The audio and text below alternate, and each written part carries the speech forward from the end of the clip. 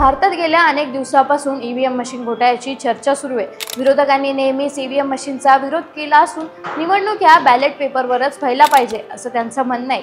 निवडणूक आयोग मात्र विरोधकांच्या या गोष्टीला विरोध करतं। ईव्हीएम मशीन कुणीही हॅक करू शकत नाही असं नेहमी म्हणत असतं। सरकारकडूनही याचं समर्थन होत असतं। लोकसभा आणि महाराष्ट्र विधानसभा निवडणुकीत मोठ्या प्रमाणात घोटाळे झाले असल्याचं विरोधकांचं म्हणणं आहे। पण आयोगाकडून मात्र ईव्हीएम मध्ये घोटाळा होऊ शकत नसून कुणी जर ते हॅक करून दाखवलं तर त्याला 1 कोटीचं बक्षीस देण्याचा दावा केला होता।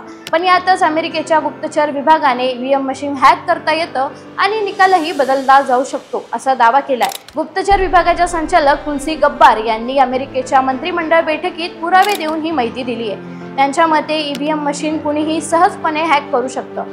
इलेक्ट्रॉनिक मतदान पद्धती पूर्णपणे असुरक्षित असून त्याचा फेरबदल करता येतो असं तपासातून समोर आलंय। काँग्रेस सरचिटणीस रणदीप सुरजेवाला यांनी याच मुद्द्यावरून निवडणूक आयोग आणि मोदी सरकारला निशाण्यावर धरलंय। निवडणूक आयोगाने मात्र अमेरिकेतील मशीन आणि भारतातील मशीन पूर्णपणे वेगळं असल्याचा दावा केलाय।